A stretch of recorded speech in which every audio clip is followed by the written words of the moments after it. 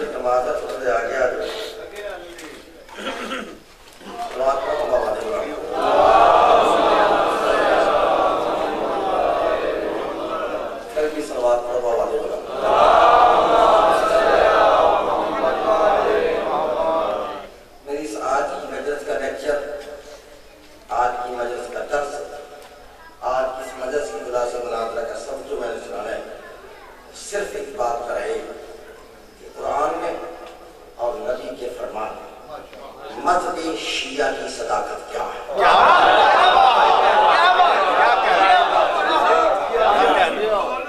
بسم اللہ.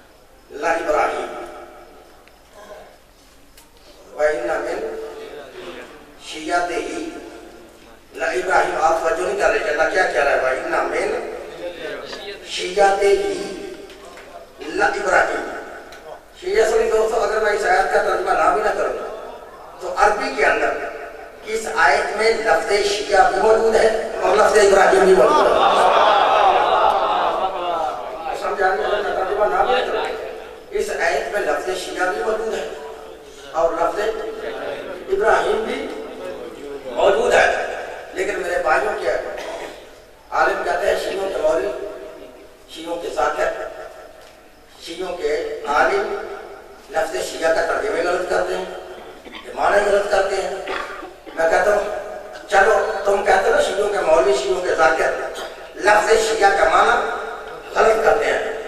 مہاراج پوری دنیا کے مولویوں کہ ہم شیعہ لفظ شیعہ کا معنی کرتے ہی نہیں. اور میرے ساتھ بولو صحیح نا, ہم شیعہ لفظ شیعہ کا معنی کرتے ہی نہیں. جو تمہارا دل چاہتا ہے لفظ شیعہ کا معنی کر لو, لیکن ایک بات کو ذہن میں رکھ کے لفظ شیعہ کا معنی کرنا. پتہ وہ کیا ہے؟ تم جو بھی لفظ شیعہ کا معنی کرو گے پھر وہی معنی حضرت ابراہیم کا لگانا پڑے گا.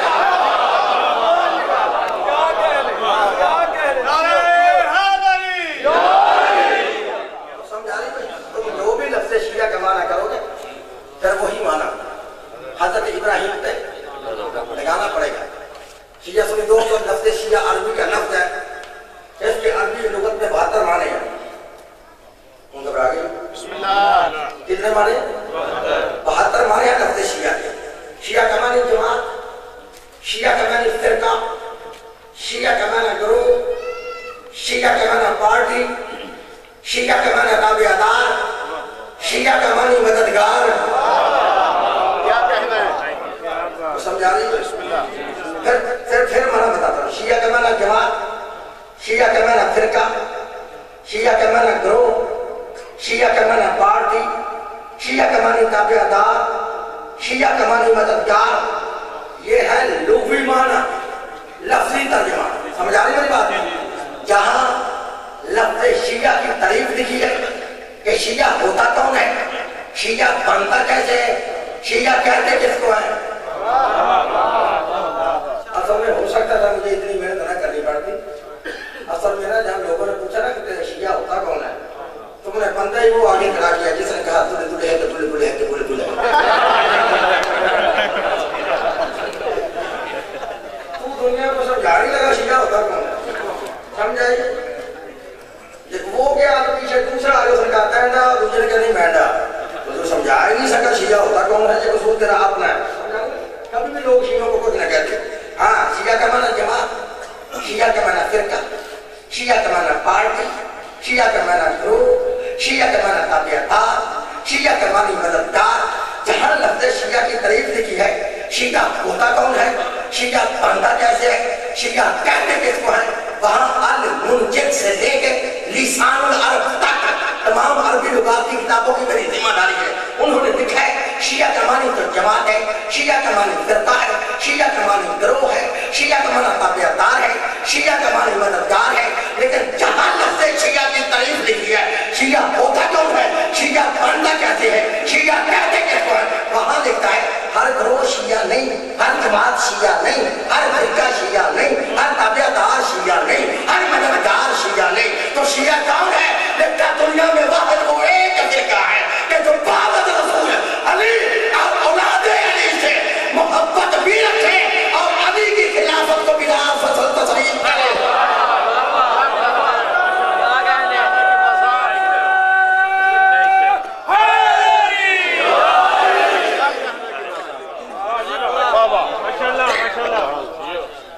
اور شیعہ کا پتہ چلا شیعہ کون ہوتا ہے؟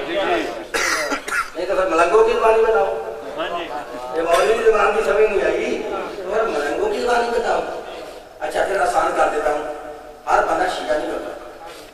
شیعہ وہ ہوتا ہے جو نبی کے بعد علی کو اپنا پہلا امام مانے. اس سے زیادہ تو آسان نہیں کر سکتا, سمجھائے گا. ہر بندہ شیعہ نہیں ہوتا. شیعہ کون ہوتا ہے جو نبی کے بعد علی کو اپنا پہلا امام مانے. ذرا مجھے بولو, ذرا پہلا امام مانے. پھر بولو ہم پہلا امام مانے. امام مانے جو چوتھا مانے وہ شیعہ نہیں. کون ہے شیعہ؟ پہلا امام مانے. اگر پھر سمجھ گئی تو ہر بندہ شیعہ نہیں ہوتا. شیعہ وہ ہوتا ہے جو بانی قبل شوق کے اندر کھڑا ہو کے کہے تماتم مست کلندر حبیب. یہ شیعہ ہوتا ہے جو کہے پہلا نمبر ہے وہ شیعہ, اور جو کہے چوتھا نمبر ہے وہ شیعہ نہیں. سمجھا جی؟ اس بات کو دیر میں رکھو گے نا تو پھر میری تقریر کی سمجھ آئے گی. شیعہ کون ہوتا ہے جو نبی کے بعد جناب علی کو اپنا پہلا امام مانے, پھر وہ شیعہ ہوتا ہے. ہم تیرے سامنے قرآن اللہ فرماتا ہے وَإِنَّ مِنْ شِيَعَتِهِ پھر نواب صدیق الحسن مبادی اہل حدیث، مولانا فخر الدین رازی اہل سنت، مولانا مولانا مودودی اسلامی جماعت، مفتی محمد شفیع دیوبندی، پیر کرم شاہ بریلوی، مولانا فتح محمد جلندری، شاہ ولی اللہ محدث دہلوی، شاہ عبدالعزیز محدث دہلوی، شاہ رفیع الدین محدث دہلوی، شاہ عبدالحق محدث دہلوی، قاری اشرف علی تھانوی، احمد رضا خان بریلوی، پھر فرمان علی شیعہ سے لے کے بشیر الدین مرزائی تک ترجمے کی ذمہ دار۔ اگر قائل مائی کلال کہے اس نے ترجمہ غلط کیا ہے، مجھے دنیا کی جس عدالت میں دل چاہے پڑھاؤ، میری صدا ہے باؤ۔ اگر ہے ترجمہ چاہیے تو سن، پھر اللہ کہہ رہا ہے شیعہ کون ہوتا ہے؟ جو نبی کے بعد علی کو اپنا پہلا پھر میرے ترجمے کی سمجھ آئی، شیعہ کون ہوتا ہے؟ جو نبی کے بعد جناب علی کو اپنا پہلا امام مانے، وہ شیعہ ہوتا ہے نا۔ اب سن قرآن اللہ بات وَإِنَّ مِن شِيَّتِهِ لَإِبْرَاهِيمَ، اور بے شک ابراہیم شیعوں میں سے ہے۔ وہ شیعہ کون ہوتا ہے؟ ان کو سمجھے نہیں، پہلے بڑھ گئی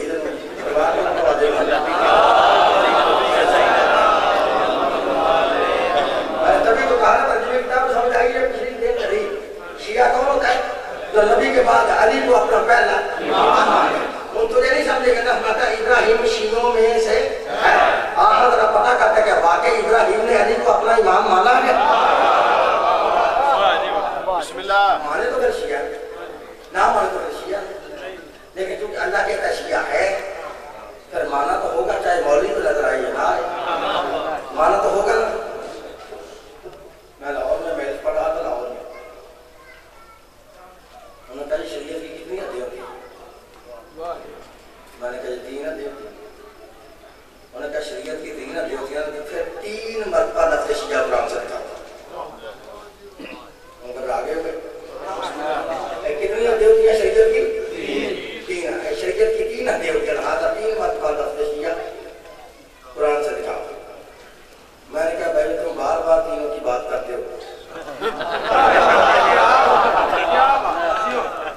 تم تینوں کی بات کرتے ہو، 3 مرتبہ لفظ شیعہ قرآن سے دکھاؤ۔ تم اس 3 کو چھوڑو، ہم 11 مرتبہ لفظ شیعہ قرآن سے دکھاؤ۔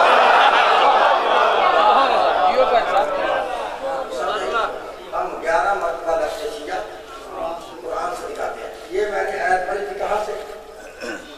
سورہ والصفات، پارہ نمبر 23 سورہ والصفات۔ اب دوسری آیت سن، پارہ نمبر 20 ہے، سورہ القصص ہے، سمجھائیں گے؟ گھر میں جا کے قرآن کھول کے دیکھ لینا، میں پھر کیا رہا ہوں۔ پارہ نمبر 20 سورہ القصص، سن قرآن، اللہ فرماتا ھذا من شیعتہ وھذا من عدوہ۔ ایک موسیٰ کا شیعہ تھا، وھذا من عدوہ، دوسرا موسیٰ کا دشمن تھا۔ آگے تیسری آیت میں اللہ فرماتا ہے فَاسْتَغَاثَهُ الَّذِي مِن شِيعَتِهِ، مدد مانگی موسیٰ کے شیعہ نے موسیٰ سے۔ تمہارے اندر جو کھٹکا چاہتا ہے کھٹکا، تھوڑا تھوڑا تمہارے اندر بھی کھٹکا چاہتا ہے، علی سے مدد مانگنی چاہیے نہ مانگنی چاہیے، یا علی مدد کہنا چاہیے یا نہ کہنا چاہیے؟ ان کو سمجھ آ رہی ہے قرآن نے کیا کہا ہے؟ اللہ فرماتا ہے فَاسْتَغَاثَهُ الَّذِي مِن شِيعَتِهِ، مدد مانگی موسیٰ کے شیعہ نے موسیٰ سے۔ پھر مسئلہ حل ہو گیا نا، جس کا کوئی شیعہ ہو اپنے مولا سے مدد مانگ سکتا ہے، جس کا کوئی شیعہ ہو وہ اپنے مولا سے مدد مانگ سکتا ہے، کوئی مولا سے مدد مانگ سکتا ہے۔ اگر مولا سے مدد مانگنا شرک ہوتا یا گناہ ہوتا تو جب موسیٰ کے شیعہ نے جناب موسیٰ سے کہا تھا یا موسیٰ ادرکنی فی سبیل اللہ، اگر یہ گناہ تھا یا شرک تھا تو موسیٰ کا حق بنتا تھا اپنے شیعہ کو کہنا وہ میرے شیعہ مجھ سے مدد کیوں مانگتا ہے؟ تو اللہ سے مدد مانگ۔ موسیٰ نے گناہ کہا، چلو موسیٰ کو چھوڑ دو، اللہ کے حق بنتا تھا نا۔ جب موسیٰ کے شیعہ نے کہا تھا یا موسیٰ ادرکنی فی سبیل اللہ، تو اللہ کو کہنا چاہیے تھا موسیٰ آپ نے شیعہ کو سمجھا یہ تجھ سے مدد کیوں مانگتا ہے، اس کو کہو یہ بھی مجھ سے مدد مانگے۔ نہ موسیٰ نے کہا نہ اللہ نے کہا، تو پھر جیسا کوئی شیعہ ہو وہ اپنے مولا سے مدد مانگ سکتا ہے. اگر موسیٰ کا شیعہ موسیٰ سے مدد مانگ سکتا ہے تو حیدر کا شیعہ حیدر سے مدد کیوں مانگ؟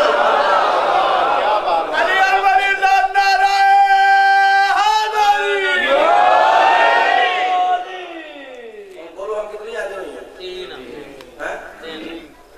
ہوئی ہیں. 69 کروڑ نہیں ہے. چوتھی آتے ہوئی پڑھو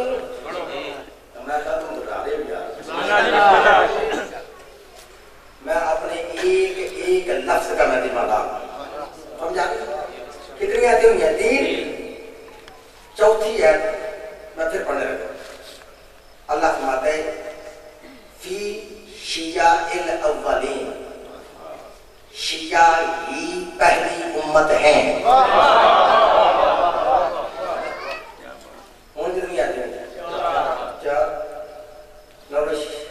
شیعہ سنی 205 آج میں نے ایسی پڑھ دیا. اگر ترجمہ تم سمجھ گئے یا میں سمجھا گیا.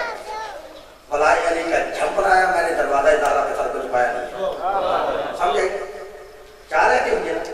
لو 5 آیت پڑھیں. سورہ مریم ہے پارہ نمبر 16 سورہ مریم. اللہ فرماتا ہے ثم لننزعن من كل شیعۃ ایھم اشد علی الرحمن عتیہ. اللہ فرماتا ہے حشر کے دن ہم تمام اکڑہاؤں کو تمام نافرمانوں کو تمام ان کو جو اللہ کے آگے اکڑتے ہیں تمام اکڑہاؤں کو تمام نافرمانوں کو شیعوں سے علیحدہ کر کے جہنم میں پھینک دیں.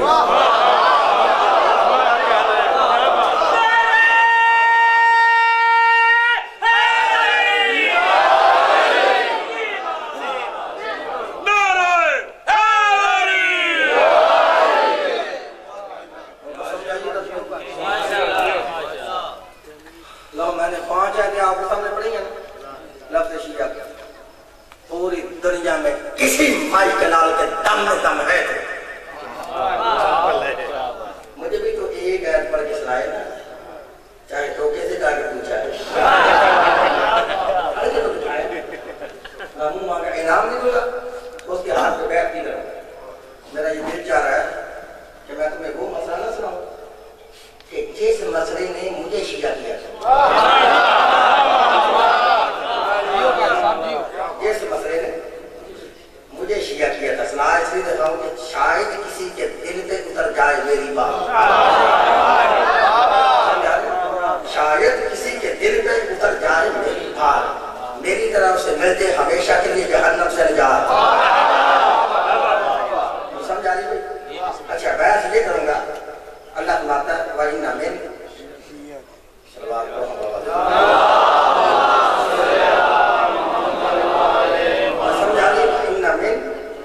شیعتہ ابراہیم. اللہ فرماتا ہے بے شک ابراہیم شیعوں میں سے ہے. بعض شیعہ سنی دوستوں یہ تو اللہ فرماتا ہے کہ ابراہیم شیعوں میں سے ہے لیکن یہ واضح نہیں کرتا کہ ابراہیم کے سکے شیعوں میں سے ہے. علماء نے اس کی مختلف تفسیریں لکھی ہیں. کسی نے لکھا ہے کہ ہی کی ضمیر جناب نوح کی طرف جاتی ہے لہذا حضرت ابراہیم جناب نوح کے شیعوں میں سے ہے. لیکن ہے غلط. کیوں غلط ہے؟ میرے بھائیوں کی کتاب ہے جس کا نام ہے لغات الحدیث. لکھنے والا ہے علامہ وحید الزمان اہل حدیث. کتاب بھی شیعوں کی نہیں مولوی بھی شیعوں کا نہیں. علامہ وحید الزمان اپنی کتاب لغات الحدیث کے اندر لکھتا ہے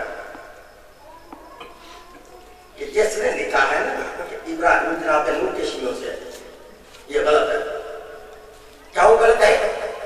لکھتا ہے جب تک اس آیت کے شان نزول کو نہ دیکھا جائے کہ اللہ نے اس آیت کو نازل کس جگہ پہ کیا تھا اس کے بغیر فیصلہ نہیں ہو سکتا کہ ابراہیم علیہ السلام کس کے شیعوں میں سے. آگے وہ لکھتا ہے کہ اس آیت کو اللہ نے نہ مکے میں نازل کیا نہ اس آیت کو اللہ نے مدینے میں نازل کیا بلکہ اس زمین پہ نازل کیا ہی نہیں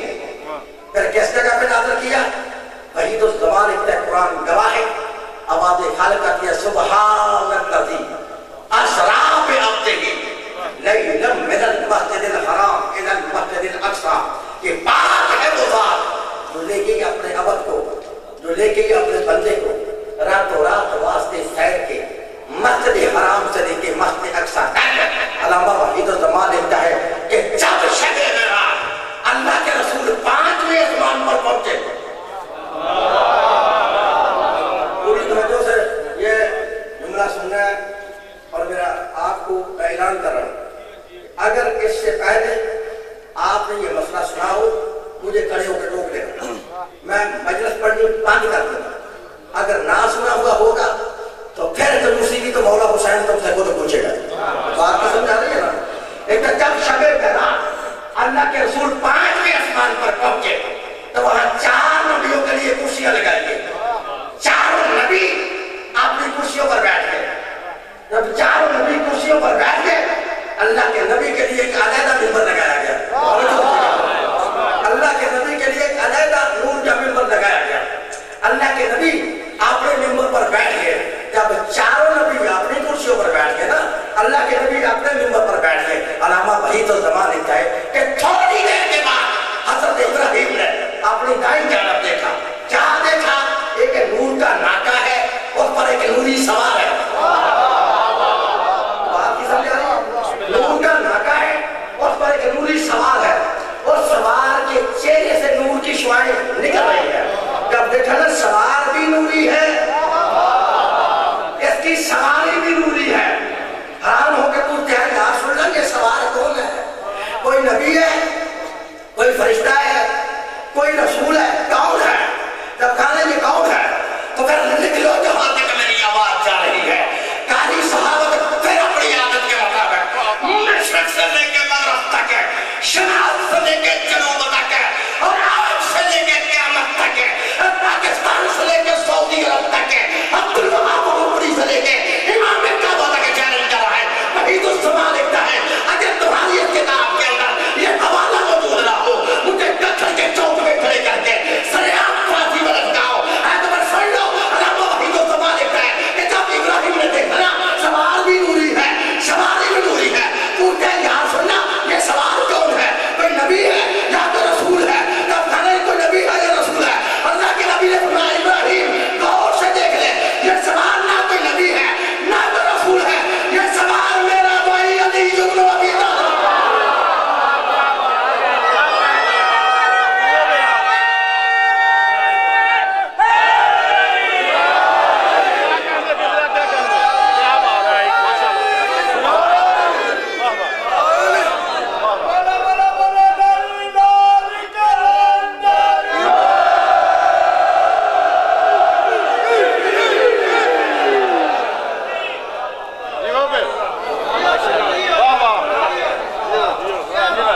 کیا کہنا؟ اور کو سمجھ آئی گا؟ یہ سوال میرا بھائی ہم جس کے لیے میں نے محنت کیا میرا ساتھ ہے، صفات بیان نہیں کر رہے۔ یہ سوال میرا بھائی اونچی بول رہا ہے، یہ سوال میرا بھائی، یہ سوال میرا بھائی، یہ سوال میرا بھائی۔ جب نبی نے کہا نا یہ سوال میرا بھائی علی ہے، حضرت ابراہیم نے پھر دوسرا سوال کیا، یا رسول اللہ اگر یہ علی ہے تو علی کے چہرے سے جو نور کی شعاعیں نکل رہی ہیں یہ کون ہے؟ اگر یہ علی ہے تو علی کے چہرے سے جو نور کی شعاعیں نکل رہی ہیں یہ کون ہے؟ جب کہا یہ کون ہے اللہ کے نبی نے کہا ابراہیم کو اور سے دیکھ لے، یہ علی ہے اور علی کے چہرے سے جو نور کی شعاعیں نکل رہی ہیں یہ علی کے شیعہ ہے، یہ علی کے شیعہ ہے، اور یہ علی کے شیعہ ہے۔ اگلی بار گل بڑی بدلی ہے اگر تم سمجھ گئے، یہ علی کے شیعہ ہے، یہ علی کے شیعہ ہے۔ انہوں نے مسئلہ وہ سنا کر جس نے مجھے شیعہ کیا تھا، سمجھ آ رہی نا؟ یہ علی کے شیعہ ہے، یہ علی اور علی کے شیعہ ہے، یہ علی اور علی کے شیعہ ہے۔ اب علامہ وحید الزمان لکھتا ہے کہ جب اللہ کے نبی نے ہمارا ابراہیم یہ علی اور علی کے شیعہ ہے، جب حضرت ابراہیم نے اپنی آنکھوں سے دیکھا نا علی اور علی کے شیعوں کا اتنا بلند مقام ہے، جہاں علی ابراہیم نے دیکھا نا علی اور علی کے شیعوں کا اتنا بلند مقام ہے کہ جہاں علی وہاں علی کے شیعہ، تو پھر لگتا ہے ابراہیم سے رہا نہ گیا، فرماتے ہیں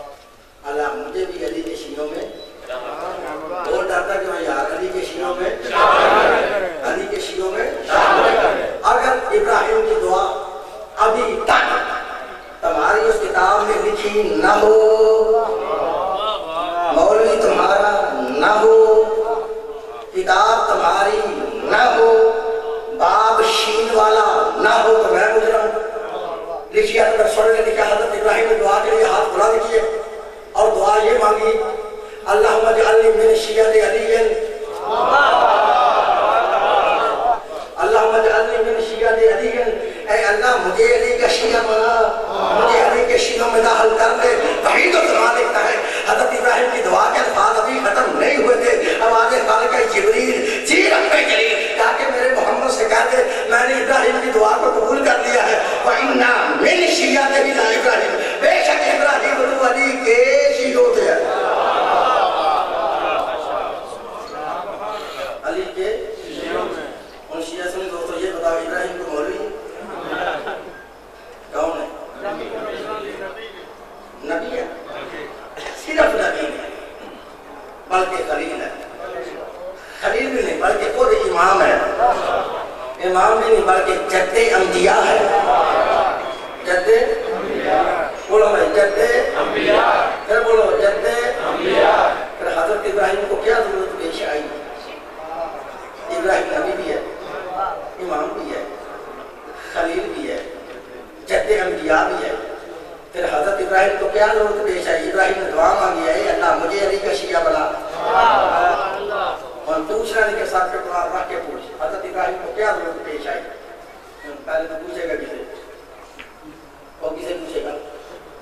ایسے جو میرا آتا نہیں مولی، اس کو نہیں پتا، ابل سے کسی کو پتا ہی نہیں، اگر کسی کو پتا تو اس نے بتانا ہی نہیں، اگر بتا دیا تو پھر اتھے رہنا ہی نہیں، پھر اتھے رہنا ہی نہیں۔ میں نے بڑا جملہ کہنا ہے، حضرت ابراہیم نبی بھی تھے، امام بھی تھے، خلیل بھی تھے، جد انبیاء بھی تھے، یہ سب کچھ تھے، پھر یہ دعا کیوں مانگی؟ حضرت ابراہیم سب کچھ تھے لیکن یہ بھی جانتے تھے کہ جب تک کوئی بندہ جناب علی کا شیعہ نہ ہو جنت میں نہیں جا سکتا، جنت میں نہیں جا سکتا۔ یہ میں نہیں کہہ رہا، میرے بھائیوں کی 114 کتابیں کہتی ہیں، بولو کتنی؟ 114، بولو بھائی 114۔ تمہاری 114 کتابوں کے اندر یہ حدیث رسول ہے کہ نبی نے فرمایا میری امت کے 73 فرقے ہوں گے، کلکم فی النار الا ملۃ واحدہ، تمام کے تمام جہنم، ایک فرقہ جنت۔ یہ نبی پاک کا فرمان ہے، میری بات نہیں ہے، صحیح ترمذی کے اندر یہ حدیث رسول کو دیکھنا، نبی نے فرمایا کہ میری امت کے 73 فرقے ہوں گے، سارے کے سارے جہنمی، ایک فرقہ جنتی۔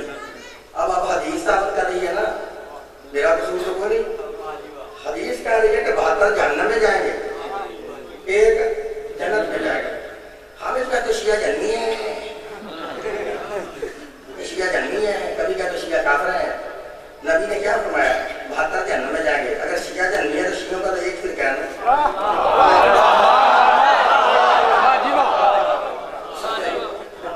شیعوں کا تو ایک فرقہ ہے نا، تو ایک نے ہمارا ہو گیا نا، رات کو صلاح مشورہ کر دیا کرتا رہا اور ہمارے ساتھ بنا آگے تو پوری ہو جائے گا۔ نبی نے فرمایا 72 فرقے ہوں گے، 72 جہنمی، ایک فرقہ جنتی۔ لیکن ایک حدیث ثابت کریے کہ 72 فرقے ایک جیسے نہیں، اگر ہوتے سارے ایک جیسے تو سارے جنت میں ہوتے یا سارے جہنم میں ہوتے۔ اب 72 جا رہے ہیں جہنم میں، ایک فرقہ جا رہا ہے جنت میں۔ اس بات کی بہین نہیں رہنا، وہ 72 73 جیسے نہیں، 73 جیسا نہیں۔ اب یہ بھی ثابت ہو گیا کہ اکثریت جائے گی جہنم میں۔ ان راستہ سننے والے بندے نے یہ نہیں پتا بکی جاتی ہے، اکثریت جائے گی جہنم میں۔ یہ بڑا جملہ تھا، اکثریت جائے گی جہنم میں۔ یہ بات اگر تم نے نہ سمجھا تھا، مجھے بھی اللہ نے سمجھانا بتایا، میں نے ابھی سمجھا دیا۔ اسلام آباد میں ایک مولوی تھا، مر گیا، میں اس کا نام نہیں لینا چاہتا، اس نے اسمبلی ہاؤس میں کھڑے ہو کے کہا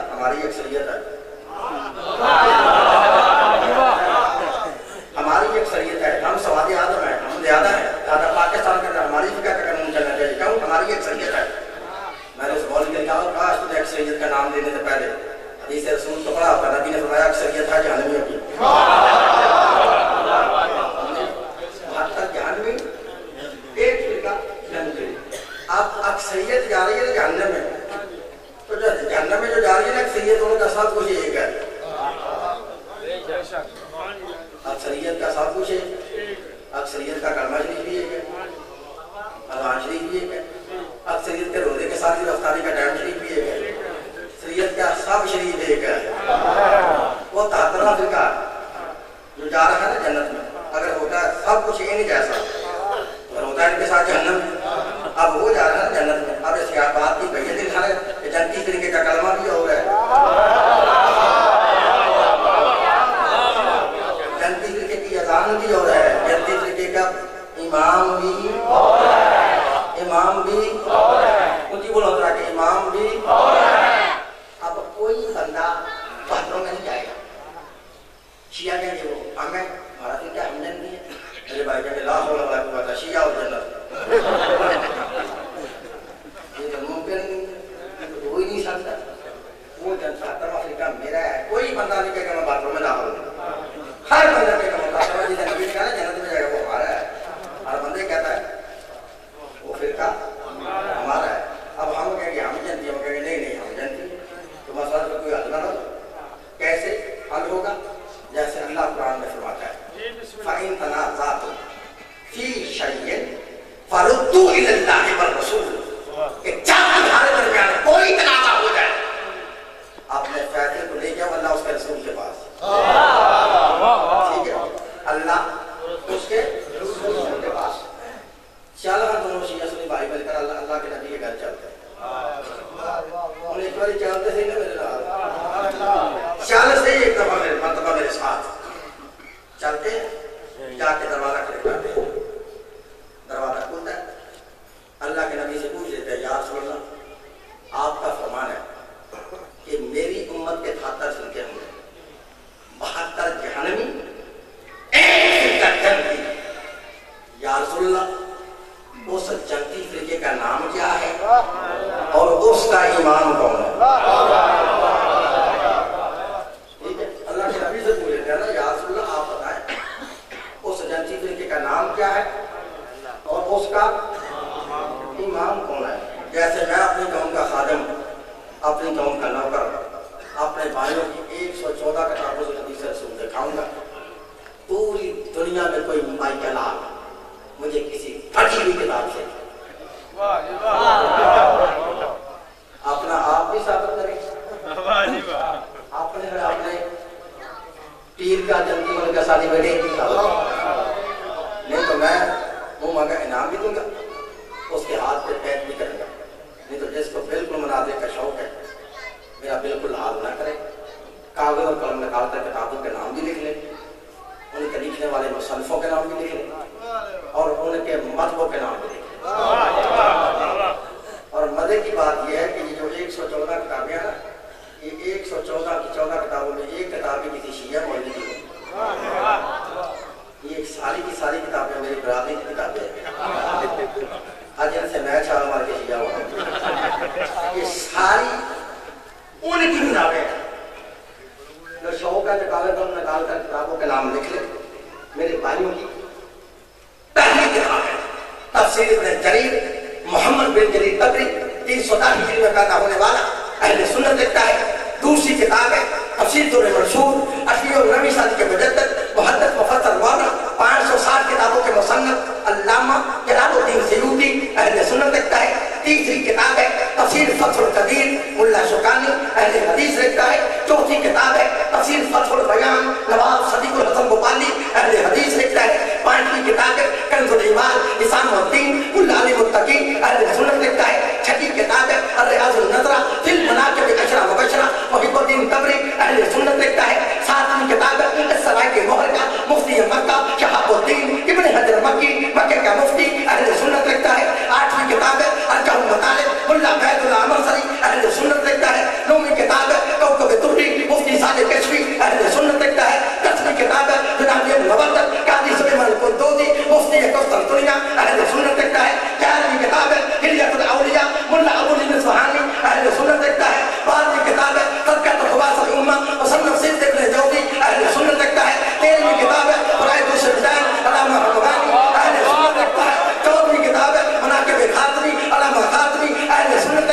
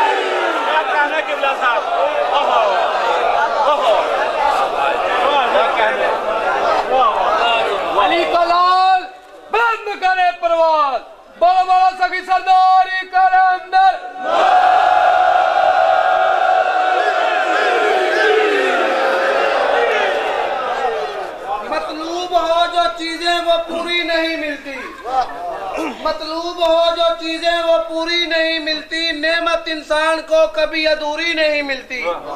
بھلا ان لوگوں کو کیا جنت ملے گی جنہیں شلواریں بھی پوری نہیں ملتی۔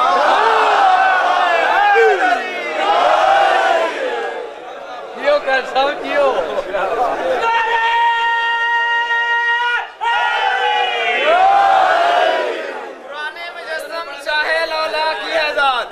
قرآن مجسم چاہے لولا کی آزاد، آیت کوئی قرآن کی ادھوری نہیں ملتی، آیت کوئی قرآن کی ادھوری نہیں ملتی۔ وہ وارث پیغمبر اسلام ہو کیسے شلوار بھی اب تک جنہیں پوری نہیں ملتی۔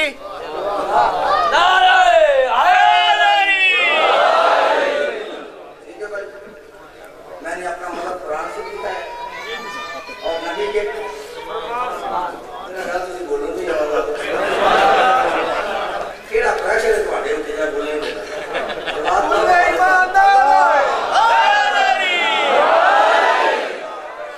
میں نے اپنا مطلب قرآن سے بھی دکھا ہے اور نبی کے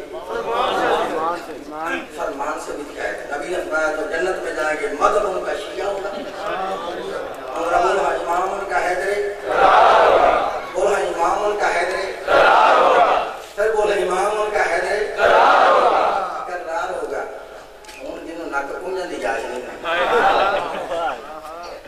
پاہمیں بھی چلو دیا دیا کہ گویا بسے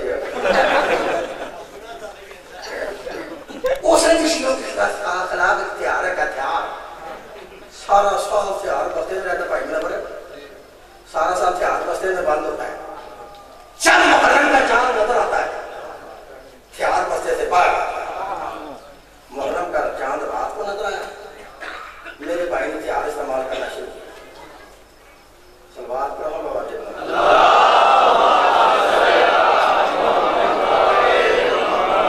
سمجھا رہی؟ محرم کا چاند رات کو نظر آیا، میرے بھائی نے صبح سویرے سردی ویلے سپیکر کھولا تیار استعمال کیا۔ کیا پتا تیار استعمال کیا تقول لمن يقتل في سبيل الله اموات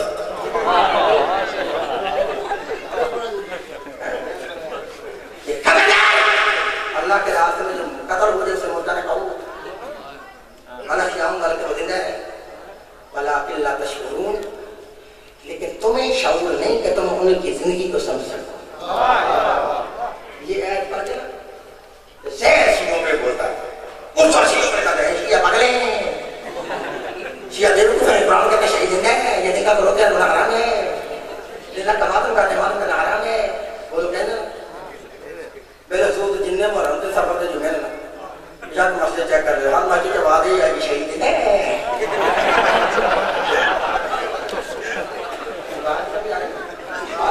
مسجد کی آواز ہے کہ شہید زندہ ہے، حرام ہے۔ میں کہتا ہوں او مولوی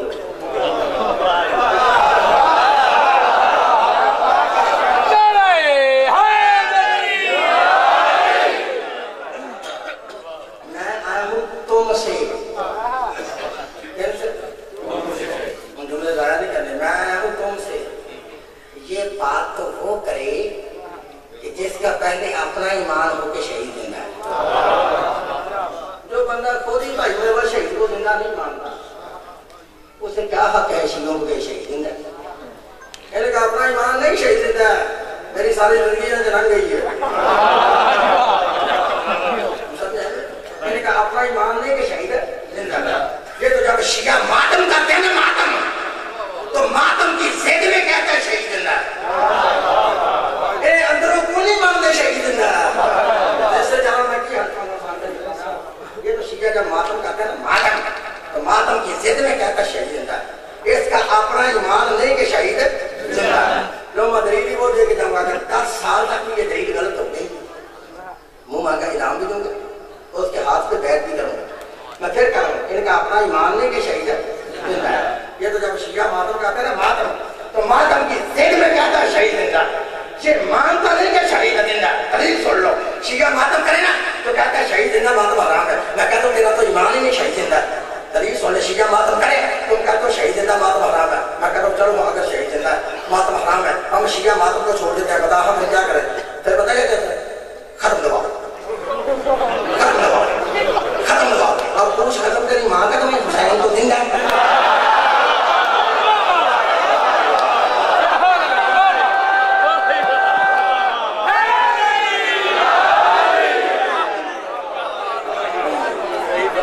कर साहब जियो जी कर तो समझाइए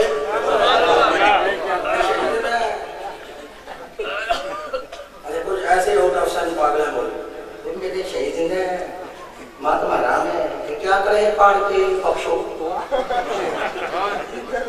पाड़ के फिर वो है पाड़ के मैं कहता हूँ ओ बख्शू बता हम किसको बख्शे बता हम किसको बख्शे तुझे तो आज तक ये सब बात की समझ नहीं कि बख्शा किसे जाता है तुझे तो आज तक ये समझ नहीं आई कि बख्शा किसे जाता है हर बंदे को तो बख्शा ही नहीं जाता बख्शा उसे जाता है जिसमें दो चीजें हैं जो पहले मुर्दा भी हो और फिर गुनाहगार भी हो पहले मुर्दा भी हो और फिर गुनाहगार भी किस हुसैन को तू कहता कुरान पढ़ के बख्शो जो हुसैन बताते खुद कुरान है बोलता हुआ कुरान है समझाते किस हुसैन को तू कहता कुरान पढ़ के बख्शो अब समझ आ गई ना अगर ये ईमान होता शहीद जिंदा है कभी भी शहीद का खत्म मत होता उन्हें इसने खत्म तो आगे साबित कर दिया ना इसका अपना ईमान नहीं शहीद एक है खत्म वाले इन्हें का पता चल गया जिंदा एक है खत्म वाले दूसरे हैं बेखत्म और जिनसे मैं छाल मार के शिया हूँ और मैं पहले पढ़ा मैंने कहा बेखत्म वो कहने जी नहीं तुरा क्या बेखत्म मैं कहा केसर सुन लो तुम्हारा दिमाग में है शराब उसे कागज सुन लो मैंने कहा बेखत्म समझा रही मेरी बात उनको भी जोश आता है जिनसे मैं छाल मार के शिया हूँ उनको भी जोश है वो कहते शहीद जिंदा है महात्मा राम ईमान बेखत्म आता नहीं शहीद जिंदा दलील तुम शिया मातम करे तो बेखत्म भी कहते शहीद जिंदा महात्मा राम है ईमान बेखत्म आता नहीं शहीद जिंदा दलील सुन लो शिया मातम करे तो बेखत्म भी कहते शहीद जिंदा महात्मा राम है जब हम शिया अपने शहीद से मदद मांगे शिया कहे या अली मदद या हुसैन मदद या अब्बास मदद फिर मदद क्या कहते हैं वो कैसे मदद कर सकते हैं वो कोई जिंदे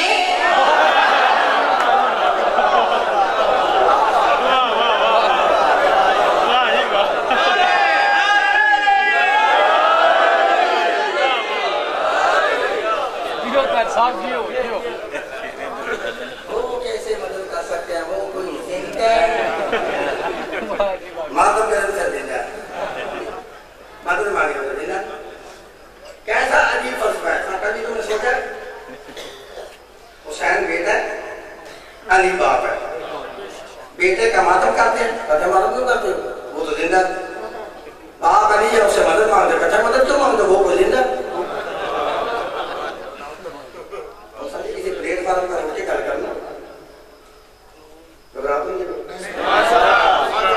आप तुम्हें पता चल गया ना खत्म वालों का ईमान है शहीद जिंदा ना बेखत्म का ईमान है शहीद जिंदा अब क्या जोश में तुम्हारा मौलवी का ख्याल को स्पीकर में कह रहा है हम दोनों का तो ईमान नहीं शहीद जिंदा तुम बताओ तुम्हारा ईमान है शहीद जिंदा हाँ अल्हम्दुलिल्लाह हमारा ईमान है हम शियों का शहीद है वो कहेगा हम शियों तुम्हारी समझ भी नहीं है तुम्हारे कारी की समझ नहीं है जिंदा भी मानते हो फिर मातम भी करते हो हाँ मेरे भाई ठंडे दिल से सवाल कर लो और जवाब भी सुन ले हम शिया पागल नहीं बेवकूफ नहीं कुरान से नवाकफ नहीं हमें पता है कुरान में अल्लाह फरमाता है शहीद जिंदा हम जिंदा को जिंदा मानते हैं मातम पता क्यों करते हैं कि मातम को हराम अल्लाह नहीं करता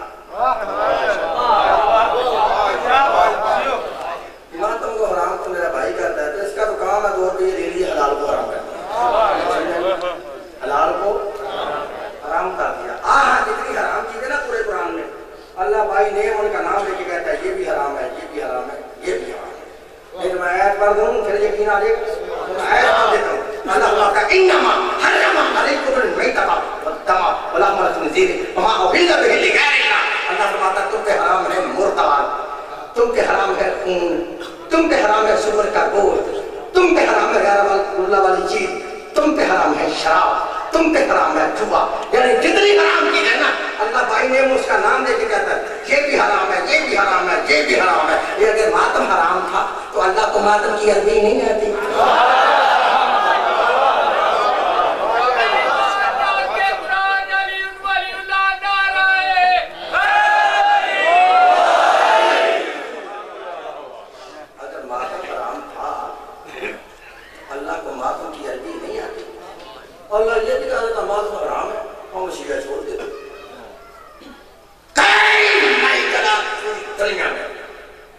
پائے بسم اللہ صلی کے والناس کسی تک پورے قرآن سے ایک آیت پڑھ کے دکھائے کہ جس میں لکھا ہو ماتم شبیر حرام ہے، ہم ماتم کو چھوڑ دیں۔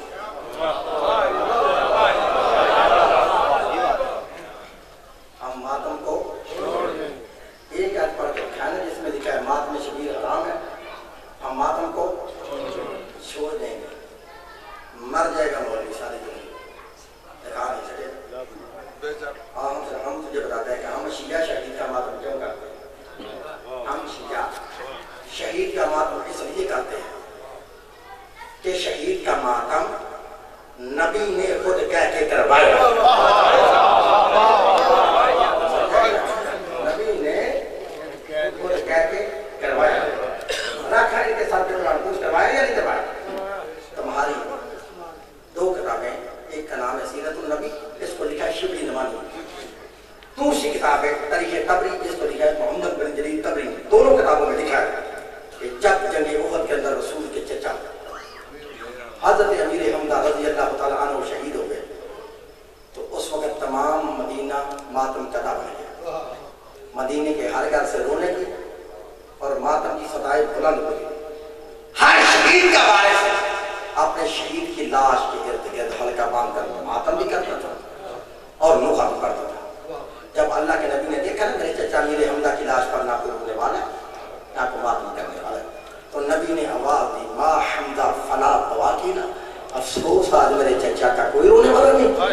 لیکن اس آواز کو صحابہ کرام کے نصار قبیلے کی عورتوں نے سنا اور وہاں آئی جہاں امیر حمزہ کی لاش، امیر حمزہ کی لاش کے ارد گرد حلقہ باندھ کر ماتم بھی کیا اور نوحہ بھی پڑھا۔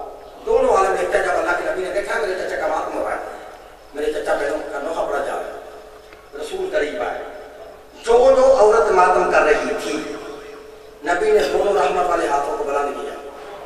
میں تجھے بتاؤں شہید کے ماتم کا کتنا بلند مقام ہے، میں تجھے دکھاتا ہوں شہید کے ماتم کا کتنا بلند مقام ہے۔ دیکھتے ہیں رسول قریب ہوئے، جو عورت ماتم کر رہی تھی نبی نے اپنے دونوں رحمت والے ہاتھوں کو بلند کیا، بلند کر کے فرماتے ہیں وہ میرے چچا کا ماتم کرنے والیوں سن لو، رضی اللہ عنہ کنہ وعن اولادکنا، اور ماتم کرنے والی اور تم پہ بھی اللہ راضی، تمہاری اولاد پہ بھی اللہ راضی۔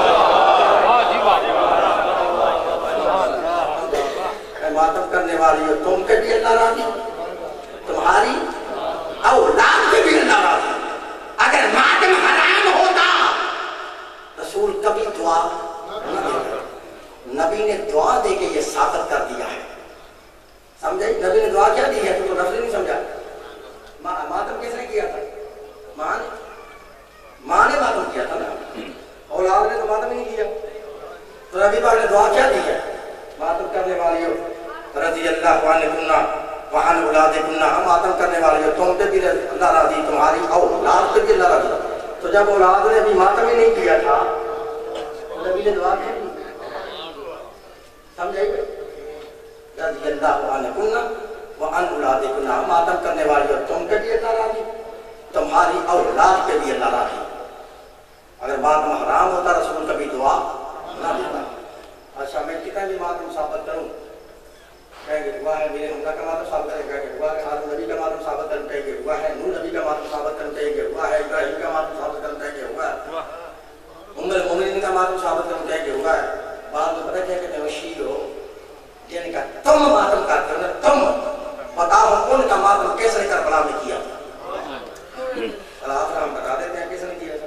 تیری کتاب البدایہ والنہایہ لکھنے والا اماد الدین بن کثیر دمشقی مفسر لڑاکا تیارہ شیعوں پر کود کود کر برسنے والا اپنی کتاب البدایہ والنہایہ کے اندر لکھتا ہے کہ کربلا کے میدان میں سب سے پہلے حسین کا ماتم کیا ہے جناب زینب نے،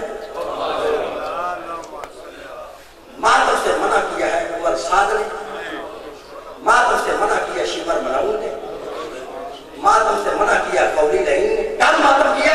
انام لکھتا جب فوجی اشیاء والے اولاد رسول کو قید کر کے شام کی طرف جانے لگے نا، بیوی نے کہا جناب سجاد سے بیٹا سجاد رحیم سے کہو ہمیں کربلا کے راستے لے کر جائیں۔ اللہ تعالیٰ لکھا جب میدان کربلا میں اولاد رسول کا قافلہ آیا نا، اس بہن نے اپنے بھائی کی لاش کو بغیر پتھروں کے نیچے دیکھا، بغیر سر کے دیکھا، دھوپ پہ دیکھا، تو بے ساختہ جب بیوی کو بھائی کا سر نظر نہ آیا بی بی نے ماتم کرنا شروع کیا، جناب ام کلثوم نے ماتم کرنا شروع کیا. اب بی بی ماتم بھی کرتی ہے اور نوحہ بھی پڑھتی ہے. پڑھو گے نوحہ؟ تو بی بی نے بھائی حسین کی ناک پہ کھڑے ہو کے ماتم کر کے نوحہ پڑھا تھا. پڑھو گے نوحہ؟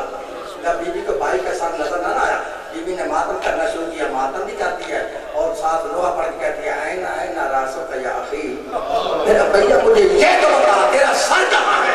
تجھے تیرا سر کیوں نظر نہیں آتا؟ یہ جملہ کہنا تھا حسین کے کدے گلے سے آواز آئی اور میری ماں کی گائی مجھے تو پوچھی ہو نا تیرا سر کہاں ہے؟ پہلے آپ بتائے آئینہ آئینہ رداؤ کے یا اس کی اور میری بہن تیری چادر کہاں ہے؟ اگر وہ بی بی ماتم بھی کرتی ہے، بی بی نوحہ بھی پڑھتی ہے. جب لینوں نے دیکھا کہ بی بی حسین کا ماتم کر رہی ہے، حسین پہ نوحہ پڑھ رہی ہے، اس وقت عمر صاحب کی آواز آئی بیویوں کے ہاتھ پتے کتے گردن مار دیے گئے. اب پتہ چلا بیویوں کے ہاتھ پیچھے کیوں باندھے تھے؟ اس لیے باندھے تھے بی بی حسین کا ماتم کرتی تھی. یہ بے ایمان ماتم کرنے نہیں دیتے تھے. وہ شیعہ تم خوش قسمت ہونا، تمہارے ہاتھ آج آزاد ہیں، تم جی بار کر حسین کا ماتم کر سکتے ہو. پتہ تو سبین کا کرو نا جس کو بھائی کی لاش پہ دیا تھا کسی نے ماتم بھی کرنے نہیں دیا. میں شیعہ سنی دوستو، میں نے دونوں روایتیں میرے سامنے رکھی ہے. ماتم کیا ہے حسین کا جناب زینب نے، ماتم